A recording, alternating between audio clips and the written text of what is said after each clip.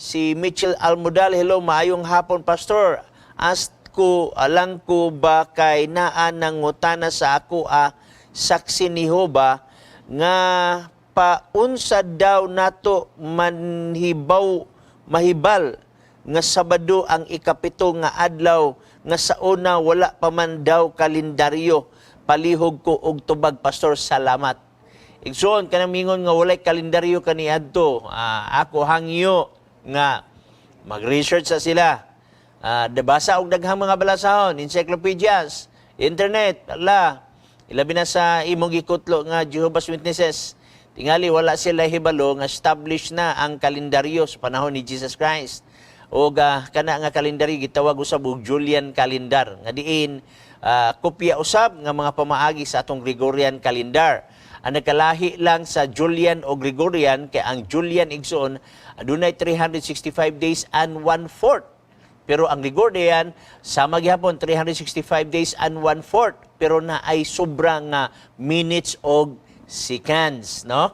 So meaning to say pila ka tuig na accumulate na mga minutes o seconds, so nahimo siya nga nagdako ang gitawag nato og gintang. So adunay gi-correct o gitawag na Julian calendar kay gitawag og reform calendar kana siya.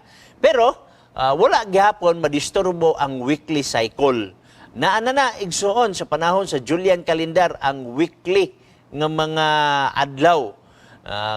Kaniadto ang ila lang tawag igsoon first day, second day, third day, fourth day, fifth day, sixth day, seventh day. Unya sa Griego igsoon nga atong gisunod sa New Testament nagitawag na tog proti, ditera, triti, titarti, pemti, pariskiwi og sabaton. Proti nag-stand og first day. Okay, ditera second day, triti third day, titarti fourth day, pemti fifth day, pariskiwi meaning preparation day that is sixth day og sabaton ika seventh day. So naa igsoon. Now, ang word nga Saturday, mabasa gyapon nato sa mga bag-ong mga translation karon. Labi na ning mga Roman Catholic Bibles, hilig kini sila igsuon nga mabasa nato diha word for word, gitawag sa uban og litra for litra nga Saturday o Sabado. Kipato nga adlaw sa semana, mismo pa sa ilang listahan sa mga pulong. Now, kung ang saksi ni Jehova nagisgot niini, tingali mo refer na sad sila balik sa ilang mga referensya.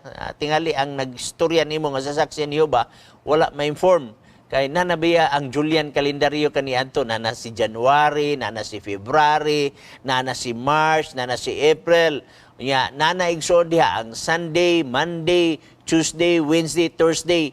Na siya equivalent kaniadto gitawag siya og Sun's Day, no? Unya ang Monday gitawag og Moon's Day, meaning gipahinungod sa Dios nga mao ang bulan. Unya ang God of Two, okay? Unya ang Wednesday gikan sa word nga Woden's Day. Ang Thursday gikan sa Dios nga gitawag og si Thurs. Og ang Friday gikan sa word nga Frega Day. Og ang Saturday gikan sa word nga Saturn Day.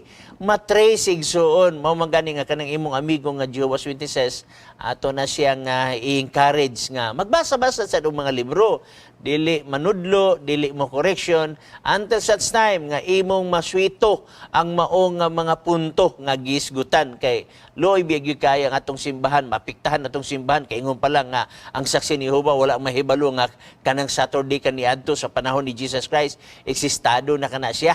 Okay, ang kanang gitawag Sundays eksistado, lahi lang ang pormas pangalan. Okay? So, imo na sa dapat masabtan. O walay nag-argue, walay naglalis.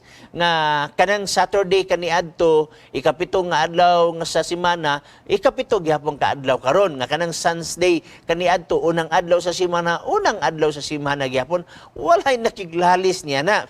So, igsoon, established na daan. Now, kung pananglitan man, nasayop. Okay, granted but not permitted. Nga, nasayop. So, kung nasayop ang Saturday, nasayop sa ng Sunday. Okay? Kaya kasunod naman na siya.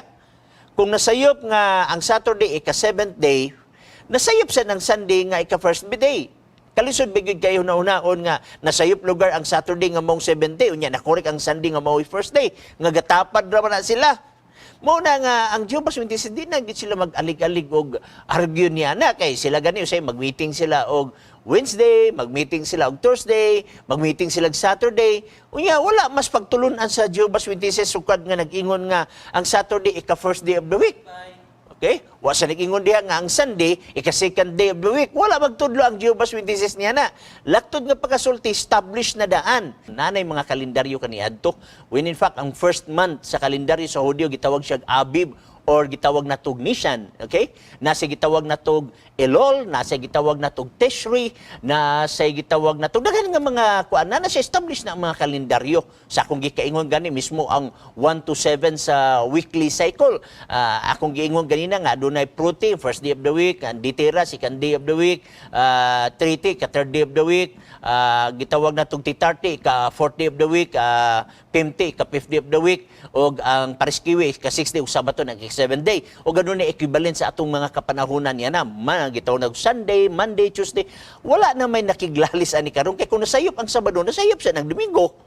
So kung masayop sa ang gitawag na to gibadugan sa mga Jehovah's Witnesses nga, okay, magtigom ta sa Huwebes, okay, magtigom ta sa Miyerkules, kaya wala man na sila klarong tigubanan, magsabot man lang sila unsang adlaw kay ilang gipasikaran diya sa Roma Kapitulo 14, versikulo 5. So binukado na mo naligban tawag mo kay atong taga-pagtagan. Daghan na kay mga Bible, mismo ang Roman Catholic Church, na doon na sila Bible nga listahan sa mga pulon, nagpalig-on nga ang Sabado mo ikapito nga adlaw sa semana.